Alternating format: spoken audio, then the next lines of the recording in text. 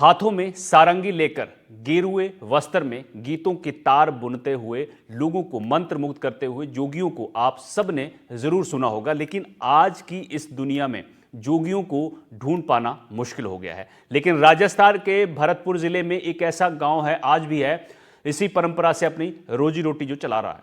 आज हम आपको मिलवा रहे हैं जोगियों से जो इन वाद्य यंत्रों की कला को जीवंत बनाए हुए हैं। पुंगी, ढोलक, सारंगी, डमरू, झांझ, मजीरे बजाने में माहिर ये जोगी आज भी पीढ़ी दर पीढ़ी अपनी इस कला को आगे बढ़ा रहे हैं। देखिए रिपोर्ट।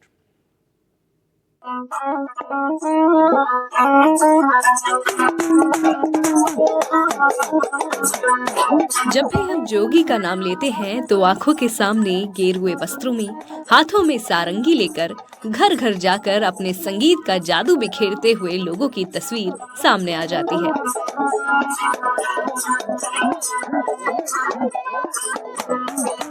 लेकिन जो जोगी पहले हर जगह लोगों को अपना मुरीद बना लेते थे, वो अब कम ही नजर आते हैं।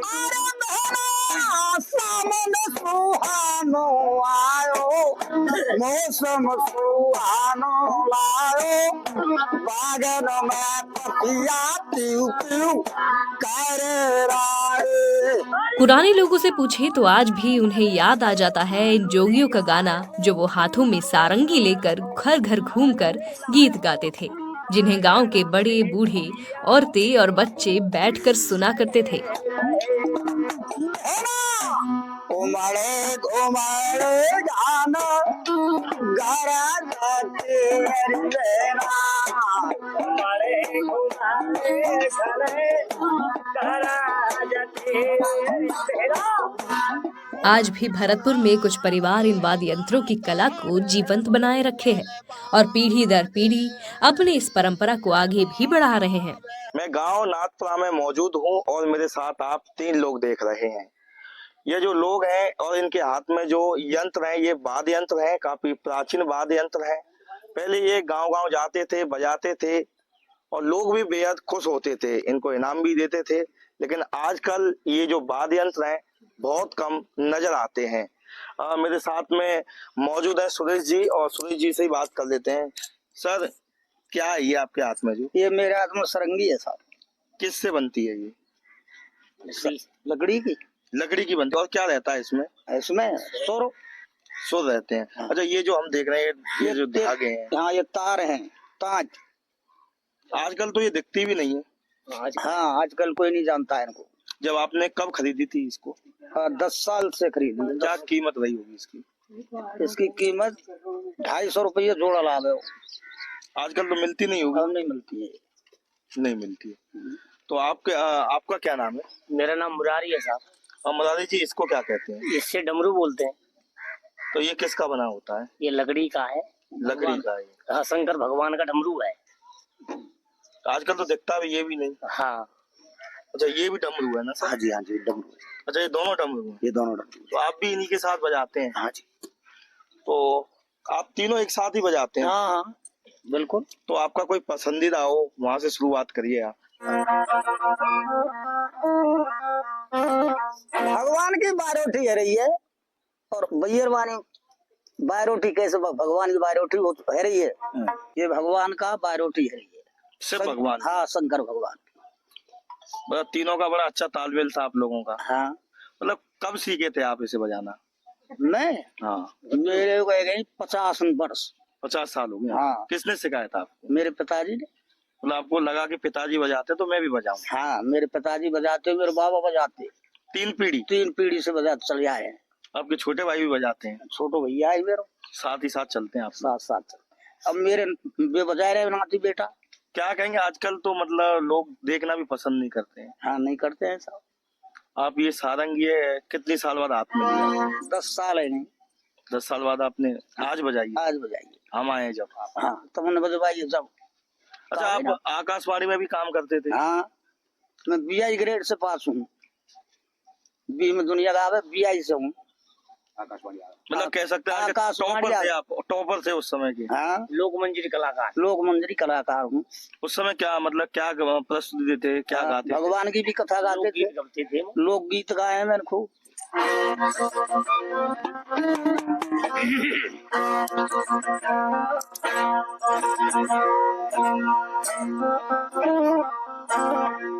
अरे धोखे में आयो चलो झुकी कसूरे बिहारी सी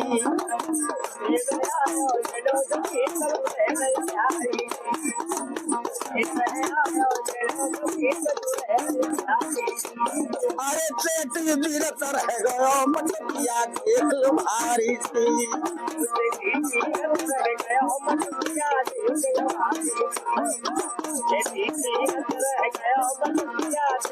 भारी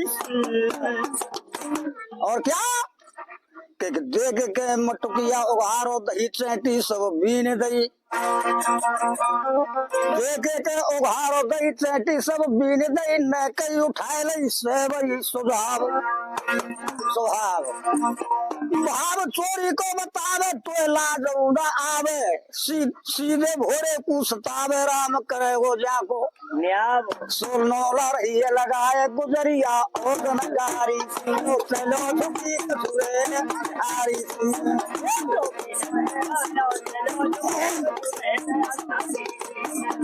चैती भी तो रह गयो मटुकिया देख लो भारी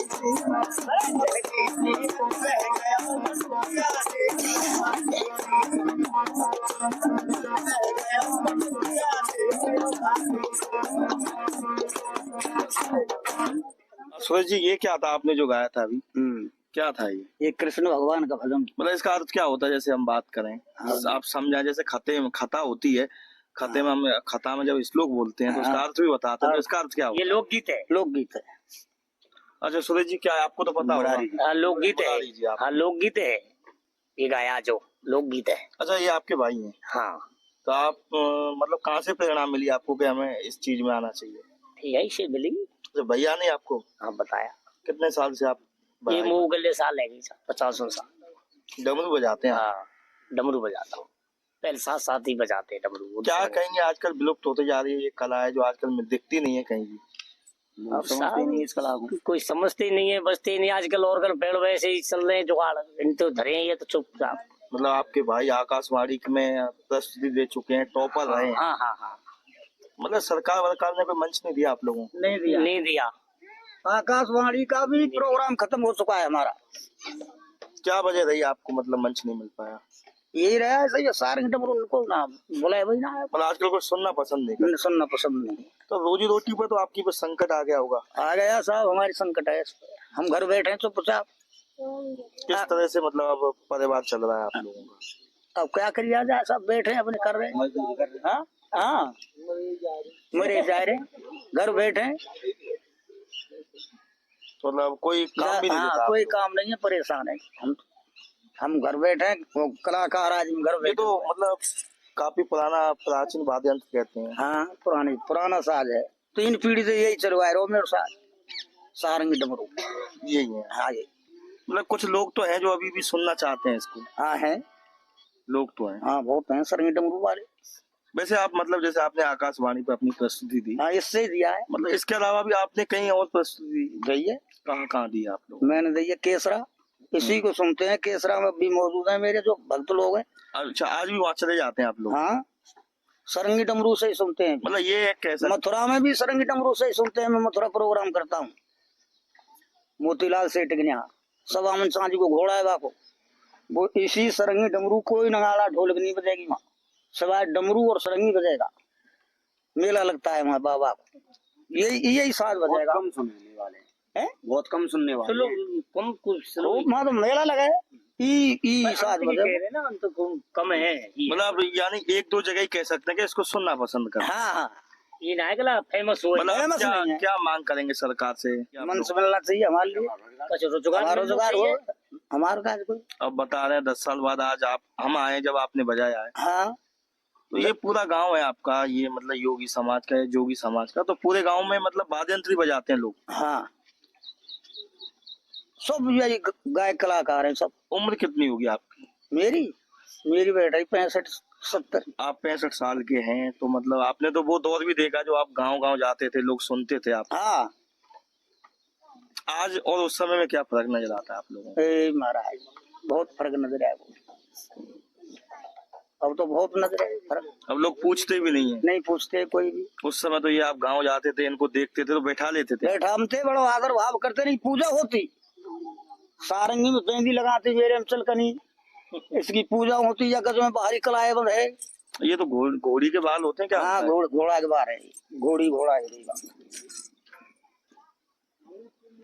सुरेश जी, ये डमरू है, मतलब कहाँ कहाँ कह सकते हैं कि उपयोग में आता है ये मतलब ये जागरण की मतलब में आता है। पूजा होती हाँ है। पूजा होती है, कलाई बन रही है, सब पूजा होती है। डमरू मतलब जैसे कहते हैं कि अब जागरण होता है तो डमरू का होना जरूरी है। हाँ डमरू जरूरी है, गाँव में डमरू पूजा होती है, पूजा होती है डमरू की, जागरण में जाते हैं। जरूरी है, अगर कोई बजाना बजाना आजकल का तो छोटे मोटे डमरू नहीं बजाते हैं, बजाते नहीं, पूजा के लिए रखते हैं, पूजा के लिए रखते हैं, नहीं बजा लेते हैं। पूजा करवा ले। ऑर्गन पेड़ वगैरह बजते हैं, डमरू की तो डमरू की कौन सुनता है? घर में डरो रहता है।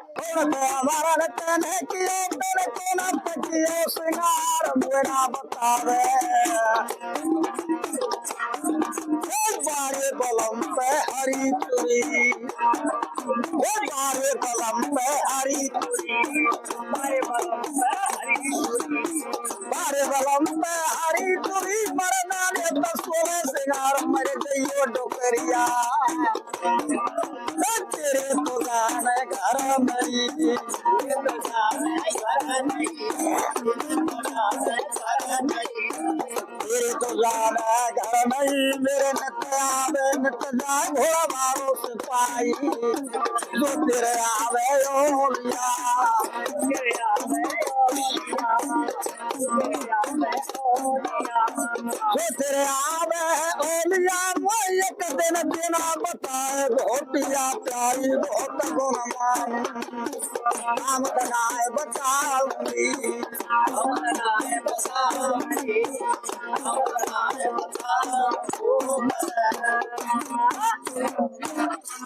मुरारी जोगी जो आगरा आकाशवाणी केंद्र पर प्रस्तुति भी दे चुके हैं, लोकगीत मंजरी कार्यक्रम के टॉप कलाकार रहे हैं, लेकिन 10 साल से उन्हें काम नहीं मिला तो अब वो कृषि कार्य करते हैं। गांव के अन्य कलाकार भी पहले गांव-गांव जाकर बजाकर रोजी रोटी का जुगाड़ करते थे, लेकिन नई पीढ़ी के द्वारा इसे दरकिनार कर दिया गया है, जिसके चलते इसे बजाने वाले लोग अन्य कार्यों को करने में लग गए हैं।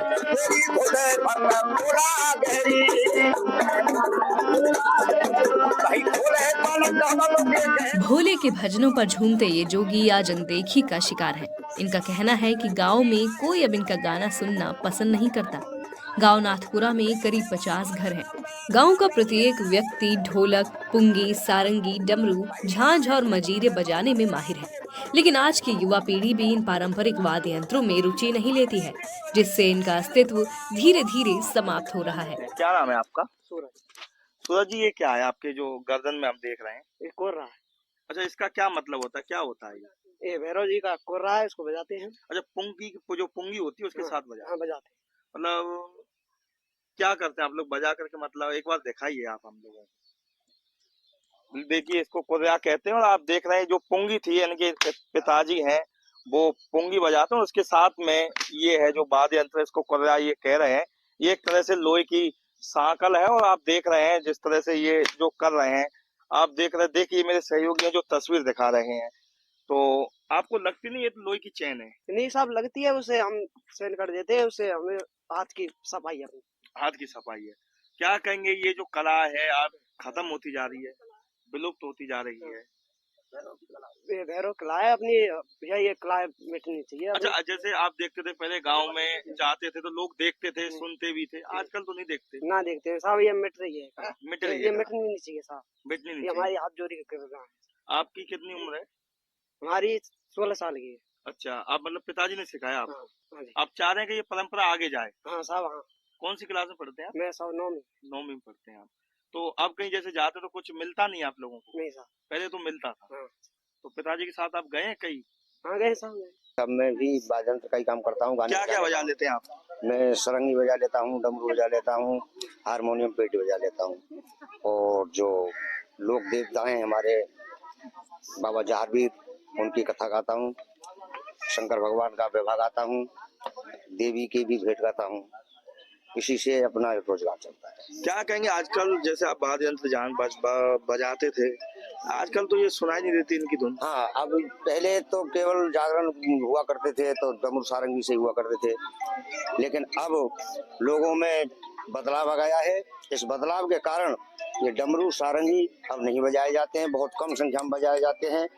केवल ऑर्गन, पैड, ढोलक इनको बजाया जाता है और इन ढोलक, ऑर्गन, पैड इनके बजने से हमारे जो पूर्वजों का जो काम है डमरू सारंगी बजाना, उसमें बहुत कमी आई है बदलाव आ गया और अब इनको लोग पसंद नहीं करते हैं, केवल धूम धड़ाका डीजे के लिए पसंद करते हैं। इससे एक समय था जब गांव-गांव जाते थे तो काफी लोग सुनते थे। हाँ, पहले जब गांव में जाते थे काफी लोग सुनते, बहुत एकत्रित होकर सुनते और इन साजों की, डमरू की, सारंगी की पूजा होती और बड़ा मान सम्मान दिया करते थे हम लोगों को। लेकिन आज कल इनकी कोई अब वैल्यू डाउन हो गई है। क्या कहेंगे आप, क्या मांग करेंगे सरकार से? हम यही मांग करेंगे कि हमारी रोजी रोटी में बढ़ना चाहिए। कमी आई है, क्योंकि इनको पसंद नहीं करते हैं। हम जो काम करते हैं इसी का करते हैं, डमरू सारंगी का, इनको लोग पसंद नहीं करते हैं, तो हमारे रोजगार में, हमारी रोजी रोटी में कमी आई है। सरकार से हम यही कहना चाहेंगे कि हमारा भी कुछ ख्याल किया जाए, जिससे हमारे लिए कोई मंच मिले, हमारी कुछ ऐसी रोजी रोटी चले। ये जो कला है अब ये नहीं बल्कि प्राचीन कला है और प्राचीन समय में इसको मान सम्मान दिया जाता था, लेकिन जो आज की नई जनरेशन है, नई पीढ़ी जिसे कहा जाए, तो वो कहीं ना कहीं इस वाद्य यंत्रों को प्रयोग में ना लेकर के जो इलेक्ट्रिशियन सिस्टम चल गए हैं, ऑर्गन हो या पैड हो, तमाम तरह के वाद्य यंत्र चल गए हैं, उनको प्रयोग में ले रहे हैं और जो आज की नई जनरेशन है, युवा पीढ़ी है, उनको ही सुनना ज्यादातर पसंद कर रही है। अगर बात की जाए तो मैं इसी गांव का निवासी हूँ और इस गांव में तकरीबन जो बुजुर्ग लोग बताते हैं काफी पीढ़ियों से ये जो वाद्य यंत्र बजाने का या फिर जागरण करने का जो यहाँ के लोगों का जो बिजनेस मान के चले हैं वो बिजनेस है जिससे रोजी रोटी चलती है। लेकिन और जो अब नई जनरेशन भी है वो भी जो ये वाद्य यंत्र आप लोगों ने देखे भी थे, सुनाए भी गए थे, डमरू हैं, सारंगी हैं, तो ये जो वाद्य यंत्र हैं जो पुराने बुजुर्ग लोग इनको बजाते थे, तो कहीं ना कहीं ये विलुप्त होते चले जा रहे हैं और जो हमारा जो रोजी रोटी है उस पर संकट आ रहा है और जो बुजुर्ग लोग अपना जीवन यापन कर गए, लेकिन अब जो ज्यादातर लोग हैं वो इलेक्ट्रॉनिक सिस्टम में कहीं ना कहीं प्रवेश कर रहे हैं क्योंकि इनका जो बजना है वो मुश्किल हो गया। बहुत कम अल्पसंख्यक लोग इनको सुन पा रहे हैं और कुछ लोग अपनी मेहनत मजदूरी करके अपना जीवन यापन कर रहे हैं। तो यही सरकार से हमारा निवेदन है कि हमें कहीं ना कहीं मंच मिलना चाहिए। आज भी जब इन वाद्य यंत्रों की आवाज लोगों के कानों में पहुंचती है तो पुरानी यादें ताजा हो जाती हैं और कई घंटों तक लोग इसे सुनकर मंत्रमुग्ध हो जाते हैं। तीनों कलाकारों ने सरकार से मांग की है कि अब उनके सामने रोजी रोटी का संकट है। ये कला विलुप्त होने के कगार पर पहुंची है, इसे जीवित रखना जरूरी है, इसलिए उन्हें मंच उपलब्ध कराया जाए।